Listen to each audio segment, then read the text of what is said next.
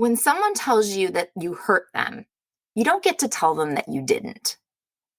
Our feelings are valid. Our partner's feelings are valid. Our teens' feelings are valid. Our parents' and our friends' feelings are valid. There's a concept that I'm always fascinated with in communication. It's called punctuation. We all punctuate things from our perspective. We all see our actions as being a response to someone else's actions rather than just being part of an overall series of interactions. Part of that might even be failing to see someone's feelings as valid if we can justify or explain our actions. But if someone feels hurt or anger or whatever, we don't get to tell them that they don't. And if they feel like we are the cause of that hurt or that anger, we don't get to tell them that we're not. We may not even see how we could have possibly done that, but we did. And many of us need to be better at seeing things from other people's perspectives. Many of us need to stop being the victim. Stop that automatic response of your feelings of hurt or anger, hurting or angering us. If you did it, own it. We all make mistakes. Apologize. Yes, you can explain that you certainly didn't intend it that way if you didn't intend it that way. But you owe them the right to feel the way that they feel, just like other people owe you the right to feel the way that you feel. Of course, we all can't help but punctuate things from our perspective, but we can't neglect the empathy to see and feel the things from someone else's perspective. Our feelings are valid. Our partner's feelings are valid. Our teens and our parents and our friends' feelings are valid. If you tell someone that they hurt you, they don't get to tell you that they didn't.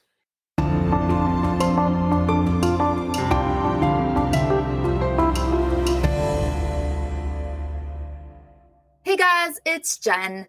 This is another episode of Reframing Me. I know, I am a bit late on this episode. It has been a crazy week. My daughter graduated from 8th grade, so we had a house full of family visiting all week. My oldest has now started the college visit circuit, which means I have started the college visit circuit. My house looks like a hurricane went through it, but it is all good. They are all wonderful stresses, but it is also why I am a bit tardy. So I will make up for it. Okay, today we are going to have a conversation about social media and our teens and our families. Pretty typical, right? Well, actually, no. We're going to look at it from a different perspective. Instead of talking about our teens' use of social media, which I sometimes feel like it is all we are talking about endlessly, today we are going to talk about our own use. We worry about our teens online. What are they posting? How is what they see online affecting them? But do we ever think about what we are posting online and how it affects them? I know that every time I take a picture of any of my kids, immediately, without fail, my daughter says, "Don't post that." In fact, with graduation this week, her 8th grade dance, and with all of the family who was visiting, I cannot tell you how many times I heard her say those words to various people. At 13, and as a child who has grown up never knowing a world without social media, she is just inherently cognizant of her digital footprint. Now, for us, the early parents in this age of social media, it might not be as organic for us to think about our digital footprints. So essentially, by digital footprint, I mean our unique set of traceable digital or our online trail. It's made up of our activities, our actions, our contributions, our searches, our purchases, our communications, and obviously our social media sharing. Now, these activities can be passive or active. So like passive is just our general internet browsing. So those cookies that we're endlessly accepting, that's passive. And active content is the content that we intentionally release, the things that we share our information. But what could possibly be problematic about us sharing our kids? I mean, seriously, they were babies or toddlers, cute little kids, and they gave us such adorable stories to share. What is the harm in sharing those sweet bath time pictures of our toddler? Or the harm in telling about our potty training journey? What about sharing our frustrations about an obstinate child? Or asking questions about others' experiences with health when it's pretty clear that the precipice for the question is our own child's situation? Or the problem with sharing the issues we face in with other parents in the pickup line, or that our kids face with kids in the classroom or their teachers or their coaches. We see it all the time online, right? I know that I see more Facebook posts that make me cringe than those that don't. Well, maybe I'm being just a bit dramatic there, sure. But on a daily basis, I do see things just in my feed alone. And I will admit, I have a very pared down Facebook feed because I do kind of have a tendency to use that snooze feature quite liberally. I mean, right? There are a lot of people that I just like a whole lot more the less that I know about them. And then it's always so funny when they pop back up in my feed and I'm like, wow, it's been 30 days already. Time sure flies when I don't need to read your craziness. Anyway, so many people post things about themselves and their lives, their families, without seemingly being aware that there are actually a lot of people on the other side reading these posts. Or maybe they just don't care. Maybe they don't see anything wrong or cringy about the post, so they don't care. Or maybe they kind of do, but they just don't care what others think about them in general. Good for them. I am fully supportive of anyone who has just zero fucks to give about what other people think about them. Great. But what about when it's not just about them? What about when it moves into what other people see and know and think about their kids? Well, research shows that 74% of parents know at least one other parent who overshares information about their kids on social media. From when our kids are first born, they become that extension of us. We've talked about so many times. Their identities have been completely intertwined with ours. So it's super logical that their digital identities become intertwined with ours too. And that is where our conversation starts today, with that gray area of what is our story to tell and what is not. What is the impact of our social media use on our kids? Where is the line of what we should and shouldn't share about our kids?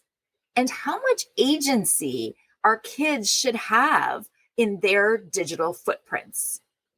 A colleague shared a Slate podcast with me. It's really good. You should totally go check it out. It's the most recent, I think, TBD podcast. Anyway, I thought it was not only super interesting, but also a really important topic for us to talk about here, because it's something that we didn't grow up with. Yes, our parents showed pictures of us to their family and friends. They told stories about what we were accomplishing, and they shared their frustrations with our behavior. But they did this to probably what? A handful of people? We didn't grow up on social media. We didn't have our tantrums posted. We didn't have emojis placed on our private parts so that our parents could share our chubby baby bodies with the world. The world didn't know if we were bedwetters, or if we suffered from social anxiety, or if we got in trouble at school, or when we got our periods, or if we were bottle fed or breastfed, and they definitely didn't see pictures of us on our mother's breast. We didn't have a slew of pictures of us sleeping, floating around online. Our awkward preteen years, they were not documented and posted for our parents' 1,000 closest friends to see. Oh, but you look so cute, we always think, right? But I know that when I look back on pictures of me from middle school, I am really happy that those are not preserved online for eternity. We have no idea what it is like to have our entire lives documented online without our consent. And that's what the podcast episode was pretty much about. Basically, it was centered around the overall concept of sharenting. Now, this term sharenting has been around since it was coined by the Wall Street Journal in 2012, when they talked about it as oversharenting. So it's not something that's new. Many parents see sharenting as a very innocent way to connect with family and friends and keep them up to date about what's going on in their lives. I know that that's how I feel. I always look at my parents, how they grew up literally with all of their family within walking distance. They all knew each other. They saw each other regularly. They were close. They interacted regularly. But with us, and we are the super lucky ones because we happen to have my parents in town. So it's just the 5 of us and my parents. And we are extra lucky because my sister and her family live only 2 hours away. So we get to see them often. But extended family, nothing. Hundreds of miles away. Maybe a visit a year for a handful if we are lucky. But most of my cousins, my kids, they've never even met their kids. I mean, I haven't seen them in 15 or 20 years. So I love Facebook for that purpose. And to be honest, that purpose alone. I mean, that's what Facebook really has evolved into at this point. It's an online photo album to keep up with family and friends and their families, to keep in each other's lives now that the world is so big and everyone is just so spread out. Facebook is an awesome way to feel like we are still part of each other's daily lives. On the surface, it's nothing different than what parents have always done, right? They've always shared these updates about kids. The difference, of course, being that it used to happen in relative privacy. But we're not sharing in relative privacy now. And sharing on social media is much more public and also more risky. Even those of us who are careful about what information we share online and who we share it with, we run the risk of having the information used in ways that we never intended it. And really, social media is all so new that we don't even know where it's going from here. So obviously, this concept of sharenting and research on the consequences of sharenting are all so new that we're really only just now starting to see the potential negative outcomes as this Facebook generation starts to become adults. Maybe as young adults, they don't want their digital footprint to include stories about their bedwetting and the time that they had lice, and their posts in parenting groups about how parents can deal with their first sexual experiences or their eating disorders or sharing their ADHD, or really even those cute naked toddler pictures, no matter how adorable the emoji over their vajayjay is. Okay, so let's start pretty basic. I've mentioned sharenting, obviously, but sharenting is a term that is used to describe the practice of parents sharing information, images, and video of their children on social media. Sharenting can totally be seen as simply a way for parents to share the joys of parenthood with their family and friends. But it has also raised concerns about children's privacy and the potential long-term consequences of kids having their lives documented online. It really all boils down to the question of whose information is it? Whose story is it to tell? For mothers who see their children as an extension of themselves and whose identities are tied to ours, this can get really blurry. Most of us share it to some degree.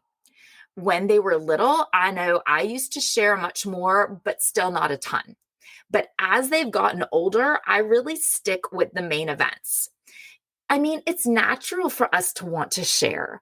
And so this is then where the current research really focuses on the parents' motivations for sharing. Research has found that mothers share to help alleviate feelings of social isolation and to find interpersonal connection. And during certain periods of parenting, they need more of this. So that's when they're more likely to overshare. Or maybe they do it for advice or for sympathy. Studies show that 1 in 10 parents say that they themselves have shared information on social media about their children's personal health issues, for one. Now, other research, well, it links parenting to a bit more selfish motivation. Selfish, yes, but it's also totally understandable and relatable.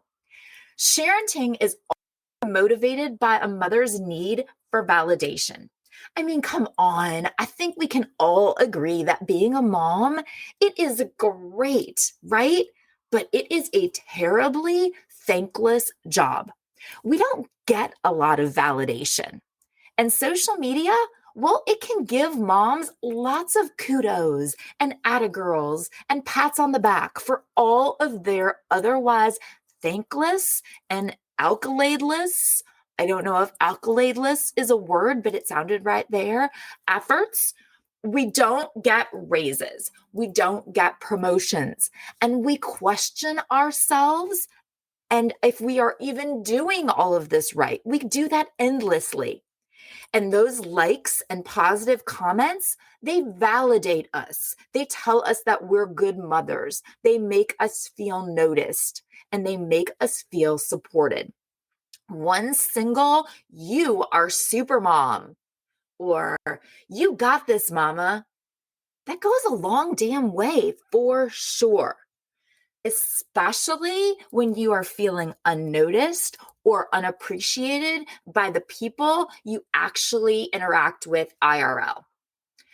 Research shows that moms of teens, they share on social media to show how proud they are of their kids and their accomplishments. And this one's a societal snowball, right? One person in your feed shows how great their kid is, and then someone else does, and then someone else does. And then there's a sense of peer pressure, right? Like you need to show that your child is awesome too. They are accomplishing things too, for heaven's sake. Your kid went to homecoming. Well, so did mine. Your kid is in National Honor Society. Well, so is mine. Your kid plays sports or was in a play or is in band or is in dance or whatever. Well, so did mine. Your kid graduated from college or high school or middle school or pre-K. Well, so did mine. It's become one of those things that if you don't post, everyone just assumes that there's something wrong with your child instead of just assuming that you just don't post. The societal assumption and norm in 2023 is that you post on Facebook. And if you're not sharing your children's accomplishments, well, everyone seems to assume that they don't have any to share. It's like, no, my kids are awesome too. I just don't need to prove it to y'all. But most of us do ultimately succumb to the peer pressure. Research also shows that moms of teens use socials to keep their family and friends informed about their kids' lives. And I would definitely say that this is my primary motivation. Like I said, no one in our families really sees my kids on the reg. My parents and my sisters, they live nearby, so there's not a lot of reason for us to go back home frequently. I want to keep in touch though somehow. I want to show them my family 100%. But I also like to see theirs. And I always love that when we do get together with anyone, there isn't that weird, awkward catch up phase. Like, it's been 5 years, so what have you been up to? Because we know what we've been up to. It's like we've been a part of each other's lives when we actually haven't. And it's the same for friends. And really, this seems to be a big motivator for a lot of us. And it's seemingly innocent enough. If this was 40 years ago, I'd be telling you funny stories sitting out in the backyard of one of our houses.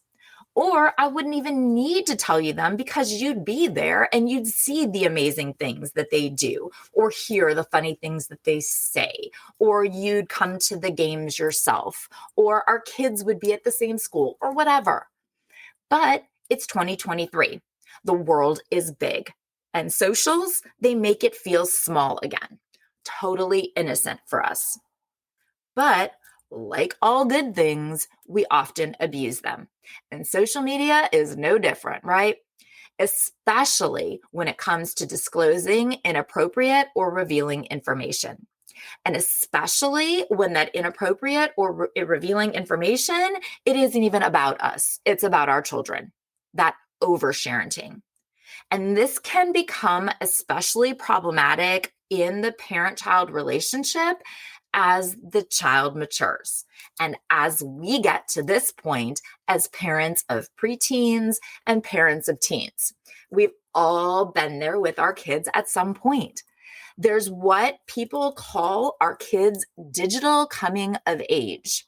Now, researchers use this term to describe that moment when our usually probably preteen realizes that their lives have been documented by their parents online for years. Like people who they don't even know, maybe people even that their parents don't even really know. Well, they know so many things about them. They know what they look like and what they do, where they live, when they potty trained, when they started school, when they threw tantrums, when they backtalked or pooped on the rug, or when they had the flu or broke a bone, or they saw them in their gown for their goddamn yearly checkup, or so very, very much worse or even more personal stuff. Like, why? Why, mom? Why would you tell them that? Why would you post that? I don't want people to see me asleep. That's so weird. Or I don't want people to know that I sat alone at the lunch table, even if you were worried about me. That's horrible. Or I don't want people to know that about me. Oh, but look how cute you look. No, I don't. And as elder millennials and Gen X, we cannot even wrap our heads around this feeling, right? Any stupid shit that we have online, well, that's our own damn fault. I love that meme that was like, there is no person who I have less in common with than 2010 me who wrote my status updates, right? But at least we did it. We have no one to blame but ourselves. And for today's kids, that digital coming of age, well, they do have someone to blame, us. And often they do. And the sharing of that sensitive information, really anything that the teen considers to be embarrassing or private, which for most of us, we know that teens, everything is embarrassing or private. But these specific details about their health or their school or their sports performance or their relationships, it could damage their trust in their parent. They often feel like their privacy was violated or that they had no agency over what information was shared about them. It's like, I didn't know that I had to say, don't post that after every picture because I didn't even know that that was a thing. Now, another and one of the biggest concerns about sharing is that it can compromise children's privacy and even their safety. Now, especially with younger children, because think about it. I mean, for a little one, how would you even distinguish stranger danger when everyone knows everything about you? But really, it's the safety with everyone that could be an issue. Now, like I said, I have always shared very little and posted super infrequently. And yet I know that I am totally guilty of sharing pictures and information about my children that very well may unintentionally reveal sensitive details about their lives, like where they go to school or where we live or their schedule, their interests.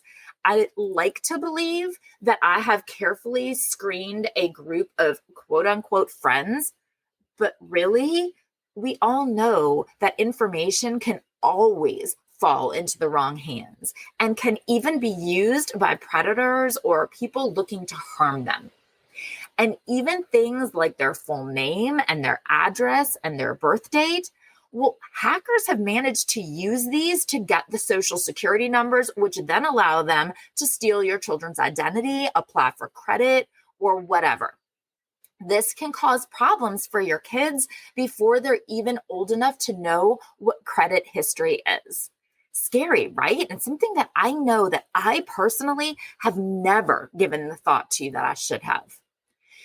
Another concern that was the main focus of the Slate interview is the potential impact that sharenting can have on children's emotional and psychological well-being. Friends and dates, they Google search now. Kids are mean. Teens can be awful. Your child may not be a bully, but a lot of kids, they are. Even just the fear of embarrassment can seriously impact a child's development and shape their sense of who they are. Prospective schools and employers, they check applicants' online activity now. And those cute photos or funny observations, or yes, even just that totally innocent, keep you up to date information, it could become a source of embarrassment or even affect someone's judgment or assessment of our kids.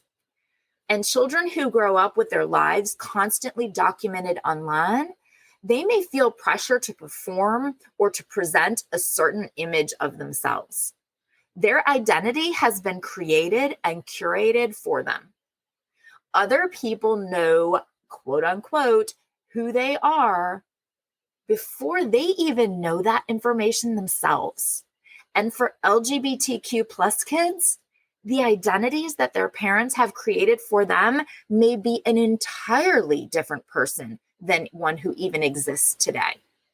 I mean, studies show that by the age of 2, 92% of American children have an online presence because of their parents' internet activity. And the teen years are really when kids develop their identities, and they even experiment with self-presentation, IRL, and on socials. And when parents have established or continue to establish their online identity for them, it may impact the teen's sense of individuality and even their feelings of independence, especially if the curated social image contradicts the image or the identity that they're trying to curate for themselves. Unfortunately, the result is often teens' resistance. Parents complain that their kids won't take pictures. Well, do you post pictures online that they don't like or don't want posted? Could that be a contributor to why? Parents complain that their kids don't tell them things. Do you overshare with others? And this, of course, could be online or IRL, but maybe that's a part of the factor. Research suggests that teens may withhold information from their parents in an effort to better control their narrative of what can and can't be posted about them online. Despite these concerns, many parents continue to share photos and information about their children online. I share, and I am one who does not think that socials are bad or even sharing pictures or information on socials is bad. And really, none of the other scholars or experts seem to suggest that it's bad either. But there is a sense of self-awareness that needs recognition and acknowledgement. I mean, honestly, about what you share about yourself, yes, but it really becomes super important when the information you're sharing isn't just about yourself, it's about your kids. This ties into 2 family communication concepts that we have already mentioned on previous episodes. First, the concept of boundaries. Remember, your family is a social system, and all social systems have boundaries around them. Boundaries can range in that permeability from impermeable, where inputs and outputs, they can't come in or go out, to permeable, where inputs and outputs just pass through freely without any obstruction. Like we said before, permeability is a spectrum, and our family's boundaries fall somewhere on that spectrum. Personal information is one of those outputs that we talked about. So, where your boundary falls on this permeability spectrum affects how and what information is shared. And second are those good old relational dialectics. Remember, relational dialectics are those bipolars, those things that on the surface are seemingly opposite and contradictory, but that you need to balance both of to keep things running smoothly. Just like the stability and change dialectic that we talked about from our very first episode, openness and closedness, disclosure and privacy. It's a dialectic that as parents, we really need to be cognizant of with sharing information on social media. What do we disclose versus what do we keep private? How open our boundary versus how close our boundary.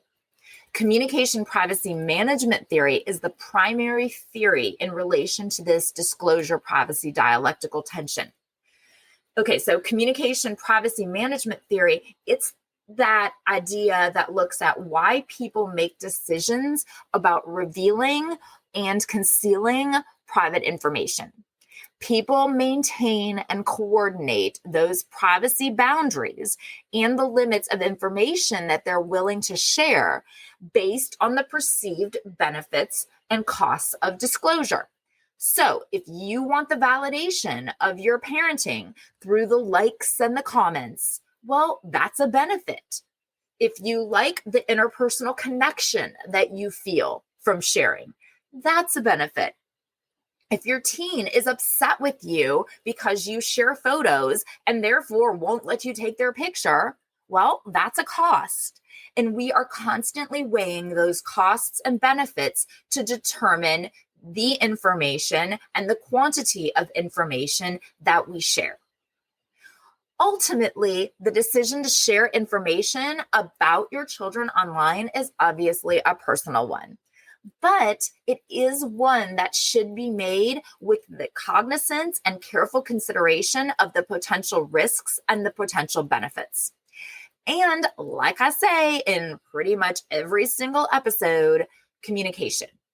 Our social media sharing especially needs communication with our teens about what information gets put out there and what is their comfort level with our sharing of information to our 1,000 closest friends. Thank you so very much for listening. I truly appreciate you spending this time with me.